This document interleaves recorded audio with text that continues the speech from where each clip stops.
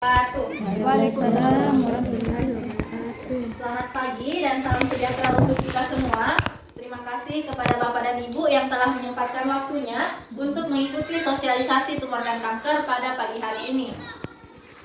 Nah, perkenalkan, nama saya Naila Fausia. Saya seorang perawat dan juga salah satu konsultan kesehatan yang ditugaskan langsung oleh Yayasan Kesehatan Kanker Indonesia untuk memberikan penyuluhan tentang tumor dan kanker serta cara pencegahannya. Nah, adapun tujuan dari Yayasan Kesehatan Kanker Indonesia itu yang pertama yaitu memberikan informasi kepada masyarakat sedini mungkin tentang apa itu kanker. Yang kedua yaitu membantu masyarakat mengenali secara dini gejala dan jenis kanker. Dan yang ketiga yaitu memberikan solusi serta cara sehat dan hemat untuk menghindari kanker. Jadi sebelum saya masuk ke materi, Bapak Ibu ada yang tahu apa itu kanker? Atau ada yang pernah mendengar tentang kanker? Iya. Atau cuma tahu kanker itu kantong kering?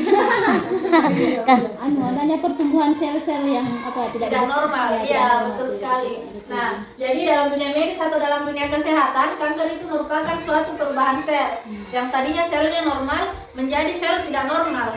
Nah, kanker ini dia bisa berawal dari tumor. Ada yang pernah mendengar tentang tumor, Bapak Ibu? Iya. Nah, tumor ini terbagi lagi menjadi dua, yaitu tumor jinak dan tumor ganas. Tapi tumor jinak ini pertumbuhannya sangat lambat dan tidak sakit sama sekali. Tapi bila dibiarkan dan tidak segera ditangani, nah itulah yang berubah menjadi tumor ganas. Nah, tumor ganas itulah yang dikatakan dengan sel kanker. Dan lebih parahnya lagi Bapak Ibu, sel kanker ini bisa berpindah dari bagian tubuh yang satu ke bagian tubuh yang lain melalui pembuluh darah. Jadi seperti ini, dia awalnya benjolan biasa pada punggung. Nah, dia bisa berpindah pada bagian kaki, bagian leher, bagian pundak, bahkan bisa menggerogoti bagian jaringan lunak seperti pada mata, sehingga bisa menyebabkan kebutaan. Jadi sekarang kita lihat apa isinya itu tumor. Jadi isinya tumor ini namanya lipoma. Dia berbentuk tumpukan lemak-lemak seperti ini. Nah, jadi kalau misal Bapak Ibu punya benjolan, terus benjolannya keras dan tidak sakit sama sekali, bisa jadi itu hanya benjolan biasa saja atau daging menumpang.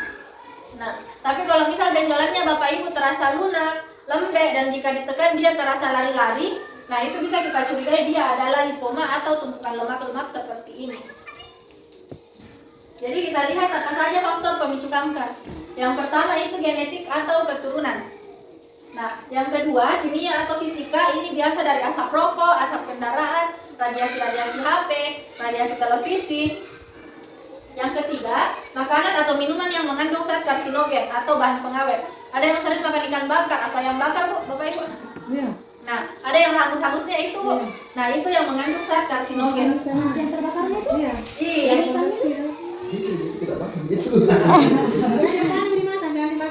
Oh, yang hangusnya deh. Iya. Jadi kan biasa ada juga orang makan yang kulitnya. Iya. Nah, normal pakainya itu 2 sampai 3 kali saja. Kalau saya paling 1 kali saja. Iya. Biar Mas. Makanya tuh saya tuh biar ada sisanya tidak pakai, Mas. Lebih baik. Bukan di dalam pemborosan, Bu. Iya. Lebih bagus kalau menggoreng jangan banyak supaya Iya. jangan banyak. Saya tuh biar banyak ada sisanya tidak tumbang. juga terendam di Iya. makanannya. Nah, jadi seperti ini contoh penyakit kanker dan tumor. Dia tidak ini merupakan jenis pembunuh nomor 3 setelah penyakit stroke dan penyakit jantung. Jadi kita lihat siapa saja yang begitu. Iya, ras negroid. Kalau kita di Indonesia masih aman karena kulit sawo matang atau kecoklatan. Nah, kalau ras hasil bisa saja sel kankernya sudah diangkat oleh dokter, tapi kalau misal dia stres atau daya imunnya menurun, nah dia bisa berpindah pada kelenjar getah bening atau bagian yang lain. Dia orang tua kanker payudara. Iya, Bu. Jadi kalau orang tua itu dia baru kena kalau misal dia sudah tua atau masih muda tapi baru selesai melahirkan. Karena dia air susunya yang bikin yang bikin benjolan jadi kanker. Nah, sedangkan biasa itu ada juga yang masih gadis terkena kanker payudara karena dia pola makannya tidak bagus, makanya ada benjolan sama dengan kista. Nah, begitu sama dia kista itu sama semua dengan tumor jinak, dan nanti berubah menjadi tumor ganas. Jadi untuk mendeteksi kanker payudara ini ada 2 caranya, yaitu mamografi dan skema sadari. Tapi mamografi ini nama alatnya mamotes dan hanya ada di rumah sakit besar. Dan dia nanti menghasilkan berupa gambar seperti ini. Kalau ada benjolan. Nah, terus kalau misal kita mau deteksi dini di rumah namanya itu skema sadari. Sadar memeriksa payudara sendiri. Jadi caranya itu kita angkat tangan tertinggi-tinggi seperti ini, terus kita gunakan 3 jari.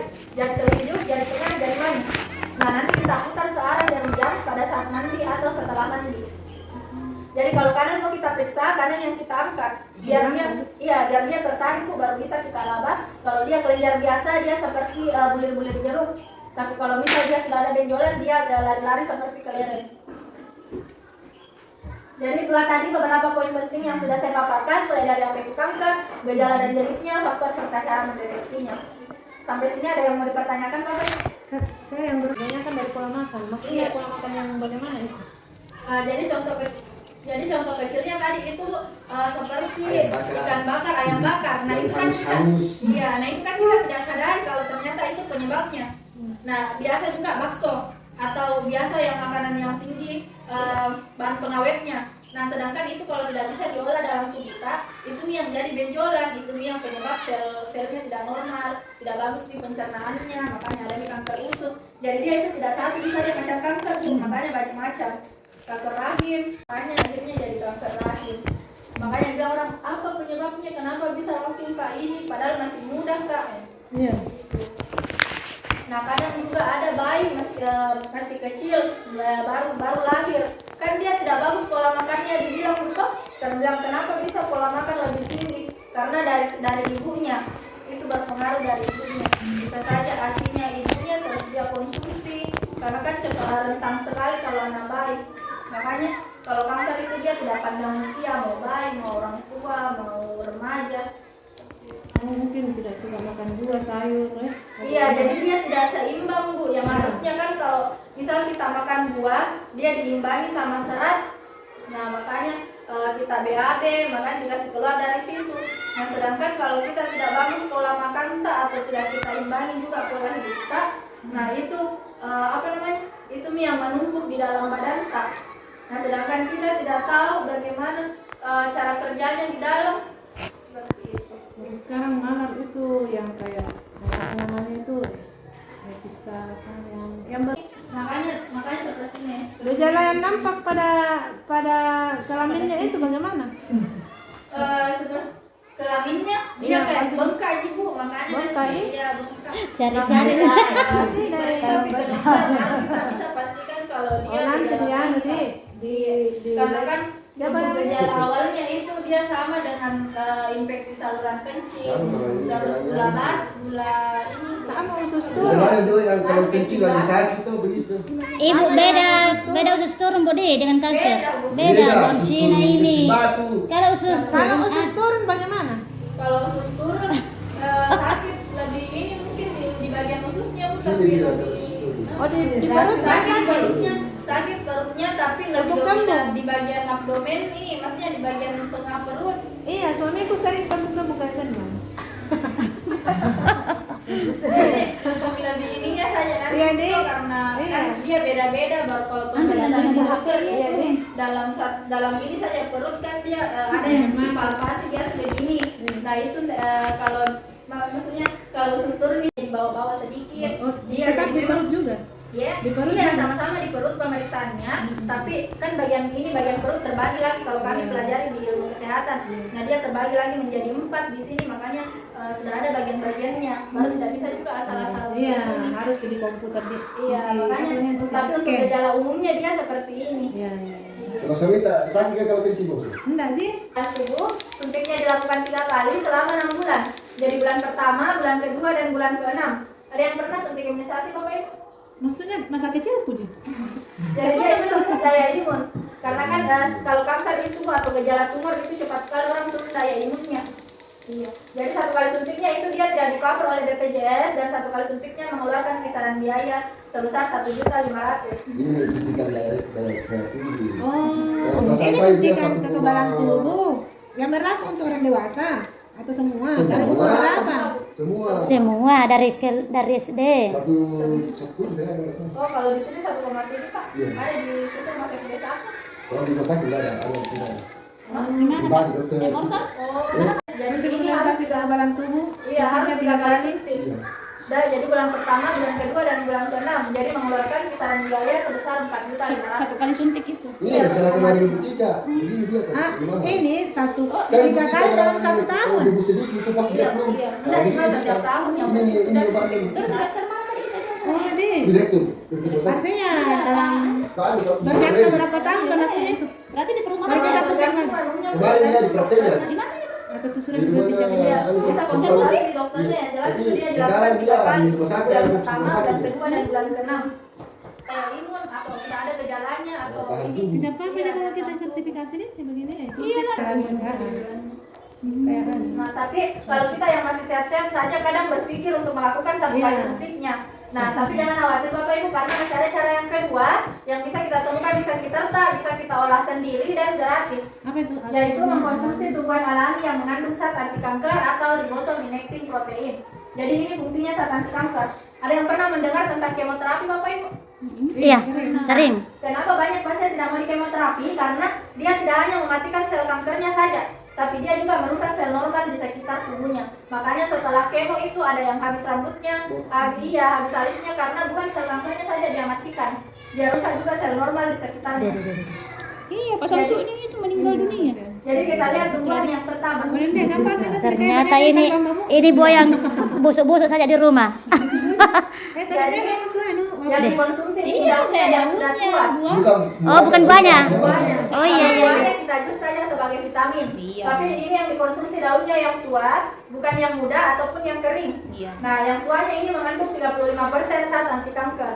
Nah, biasanya dikonsumsi sama orang tua untuk menurunkan tekanan darah sama penyakit kolesterol. Saya terus konsumsi dulu. Jadi ini dosis terapinya 1 sampai 2 kali saja dalam 1 minggu kita konsumsi. 1 sampai 2 kali Iya. tidak tiap hari ya apa itu Bu? Jadi cara olahnya itu kita ambil 5 lembar daunnya yang tua, terus kita rebus dengan 3 gelas air, nanti menghasilkan 1 gelas saja.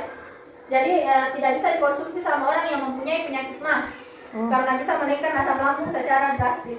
Sama kadang orang juga kalau tidak tahu itu biasa untuk menurunkan tekanan darah, tapi naik asam lambungnya. Makanya mual, muntah, dan bilang kenapa konsumsi daun sirsak begitu. Baru dia kadang orang tua itu tidak konsumsi setiap hari. Padahal itu tidak boleh juga, maksudnya nanti kalau berlebihan lain nih jadinya jadi penyakit. Kayak misal kalau ini kalau masih gadis itu biasa jadi apa namanya, kering rahimnya, kering kandungannya. Kalau terlalu banyak konsumsi daun sirsak. Oh, berarti normalnya harus 1 sampai 2 kali dalam 1 minggu. Iya. Untuk pencegahan 1 kali 1 minggu mungkin. Iya, lebih bagusnya 1 kali. Ya. Nah, tapi tidak bisa tadi dikonsumsi sama orang yang mempunyai Penyakit mah. Iya. Nah, tapi masih ada tanaman yang kedua yang tidak ada pantangannya sama sekali. Apa ini? Apa itu? Bukan cengkeh ini. Cengkeh. Daun. Ini namanya benalu teh. Benalu yang hanya ditemukan pada pohon teh. Jadi tidak boleh benalu pohon jeruk, benalu batu ataupun benalu lainnya. Iya, harus Mana pohon teh. ponte di sini? Karena kalau salah cara olahnya itu benalunya nanti tinggi zat racunnya. Dan yang dilakukan penelitian itu memang benalu teh mengandung 50% zat anti kanker dan dosis terapinya itu selama 6 bulan. Udah ada teh di sini tuh kita berkembang banget. Nah, karena tidak ada tanamannya, saya pindah pada tanaman yang terakhir yang direkomendasikan oleh Yayasan Kesehatan Kanker Indonesia. Dan kalau kita tanya dokter, tidak ada dokter yang apa ini? melarang. Temulawak, Temulawak. Oh, kunyit. Gajah punya. Jajan. Ya, enggak Jadi ini temu putih. Oh, banyak di dekat rumahku di sana. Iya. Jadi ini temu putih. Banyak sekali tanaman rumah. oh ada juga yang temu putih, Bu. Itu je. Yang sering didengar temulawak, kunyit putih. Jadi kunyit putih beda temu putih. Beda babisina. Ini kamu aja ada bunga-bunganya tuh. Ada bunga-bunga orang di rumah depan Dia memang rumahnya. hampir sama dengan kunyit putih, temulawak, temu hitam. Iya, semua mau sama begitu modelnya, daun dan bunganya. Karena masih satu keluarga. Satu rumpun dia. Kunyit putih ini bukan seperti itu kan guys. Di depan rumah. Jadi kalau daun bunganya itu kita lihat umbinya. Kalau umbinya kecil seperti kacang, berarti dia kunyit putih. Tapi kalau umbinya besar seperti ini, seperti lengkuas, berarti dia temu putih. Cocok nih dekat rumahku kalau mau di Balamuter. Persis bunga-bunganya. Nah, karena ini tuh rumah saya bilang pantas itu banyak sekali. Terus untuk yang kita lihat isinya, kalau isinya karena umbinya itu bisa jadi dia temu putih, bisa jadi juga dia temu lawak. Kita lihat isinya kalau iya, jadi kalau konsumsi temu putih itu Bu, dia bisa menurunkan kadar urin dalam darah. Ada yang asam urat di sini Bu? Nah, kalau dibiarkan itu asam urat kan dia bisa sampai tidak bisa jalan Bu, karena kesemutan tangannya sama kakinya, keram-keram begitu, apalagi kalau musim dingin. Nah, pasti ganggu asam uratnya. Nah, terus diabetes, gula basah atau gula kering. Kalau dia gula basah, dia ada luka, dia bisa membantu percepatan pengeringan luka. Kalau gula kering, dia menormalkan gula darah. Nah, terus tekanan darah tinggi, tekanan darah rendah. Dalam temu putih ini ada namanya antilipid. Saat antilipidnya, dia bisa memperlancar sirkulasi darah. Makronis dan di lambung, kemudian dan masalah lain seperti penyakit Lyon dan kista, Dan sinusitis bahkan bisa mengobati penyakit stroke karena tinggi antioksidannya ini temu putih, jadi dia berbeda tadi sama kunyit putih, temulawak dan lain-lain. Jadi seperti ini tanaman temu putihnya, iya Bu. Cara mengolahnya? Nah, penjelasan cara olahnya. Jadi temu putih yang dikonsumsi itu, yang diolah itu yang sudah berumur 2 tahun atau yang sudah tua. Iya, jadi dia seperti ini tanamannya kalau sudah tua, dia ditandai dengan warna bunga biru ungu. Iya. Iya. Jadi untuk cara olahnya itu kita lihat ini kalau temu putih yang tua itu dia sudah ada kuningnya dan ada putihnya. Putihnya itu kita buang saja karena tidak ada khasiatnya sama sekali. Terus yang kuningnya kita ambil, kita iris tipis-tipis, terus kita jemur di bawah matahari, kita tutupi dengan kain hitam supaya saat senyawa aktifnya itu tidak rusak. Nah nanti setelah itu kita kalau dia sudah kering betul itu dia kita ambil terus Direbus. kita Biar siram. kita blender kering atau tumbuk kering, nanti dia berupa serbuk teh. Nah kalau sudah berupa serbuk teh kita ambil 1 sendok teh terus kita seduh dengan 1 gelas air hangat. Atau kalau misal untuk pengobatan dia 2 gelas 1 hari, pagi sama malam hari. Jadi tidak boleh juga dicampur madu, teh, gula, susu atau apapun itu karena bisa berkurang khasiatnya. Saya kira dipetik langsung dimasak. Enggak Bu, karena dia berkurang khasiatnya kalau direbus, biar diparut dia berkurang. Kalau ini Bu tidak pantang dengan mah? Enggak Bu, bahkan dia bisa mengobati penyakit mah. Jadi kalau misal ada tanaman temu putih tadi terus dia masih muda, dia belum ada khasiatnya karena masih dominan putihnya. Iya, yang saja. Jadi kalau masih muda itu dia masih seperti titik kuningnya. Nah, Nanti kita beli di pasar tanam di sekolah. Jadi harus memang yang tua. Deh, nanti saya beli. Iya. Jadi ini khasiat lain dari temu putih. Jadi ini temu putih aman dikonsumsi dari umur 7 tahun. Jadi kalau misal mama bapaknya perokok terus mau berhenti, bisa kita konsumsikan ini untuk pembersihan paru-paru. Kadang itu reaksinya dia mau terus meludah. Karena kan dia pembersihan di dalam. Nah terus ini tidak bisa dikonsumsi sama orang hamil, tapi bisa sebagai program hamil. Karena tinggi antioksidannya, jadi dia bisa menimbulkan rahim.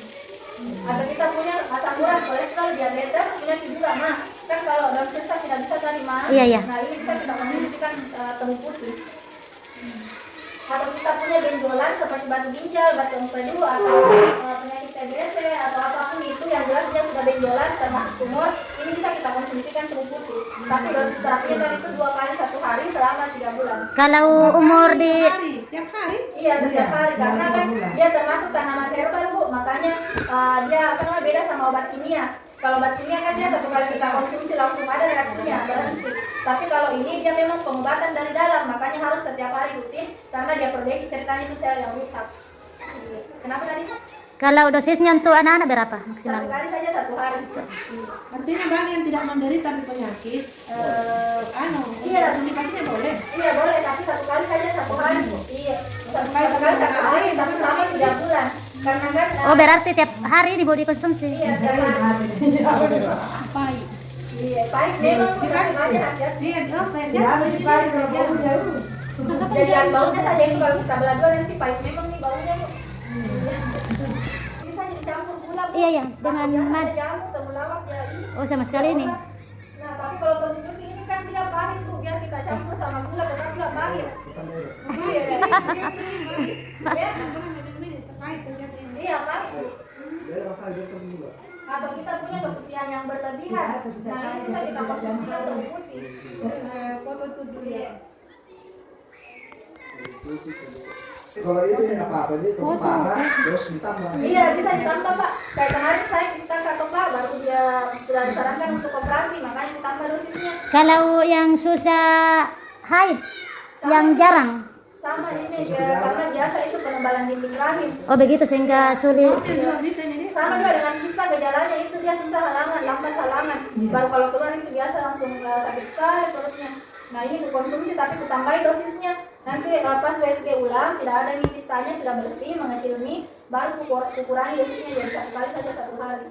Dan karena kerja kan sekarang baru tidak tahu apa setiap hari konsumsi, kadang kalau tidak sempat nih makan nasi, kadang bakso, coto yang kayak begitu. Akhirnya bilang Kak biar ini lanjut terus 1 kali 1 hari. Jadi tetap saya saja masih konsumsi. Barangkali ada produknya itu yang sudah siap untuk Yang semacam langsung dibeli dia Bu. Ya, jadi karena banyaknya kalau masyarakat tidak ada tanamannya, tidak tahu cara olahnya, ada lagi tanamannya tapi malas mengolah sendiri. Iya. Nah, kami juga bekerjasama dengan CPP Nusantara. Sudah yang ada di begitulah Bekasi. ibu-ibu. Jadi yang saya maksud tadi itu yang saya konsumsi dia seperti ini Bu. Namanya Arcepsedoria. Dalam satu botolnya berisi 90 kapsul karena dosis terakhirnya tadi selama 3 bulan.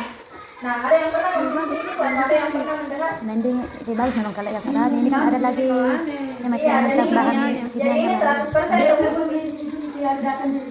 Di mana dari Yayasan Kanker Bu? Karena ini Bu tidak dibebaskan dan tidak ada di apotek-apotek. Dan ini sudah uji BPOM, uji laboratorium dan bersertifikat halal dari MUI.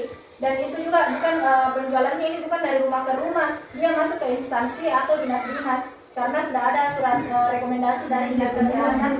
Iya, dari dinas kesehatan sama bupati. Jadi kontrakannya begila kalau misal kita tahu yang orang dinas perpustakaan. Iya. Dia tuh yang punya kontrak, punya butik. Biasa kalau orang sudah disebut namanya biasa dia tahu. Bu Ila. Yang rumah merah itu Jalan Langsa. Di depan kantor Dekat Unjak DPR di Yayasan Kanker bisa menurunkan penderita kanker dan tumor. Wabillahi taufiq wal hidayah. Wassalamualaikum warahmatullahi wabarakatuh. Waalaikumsalam warahmatullahi wabarakatuh.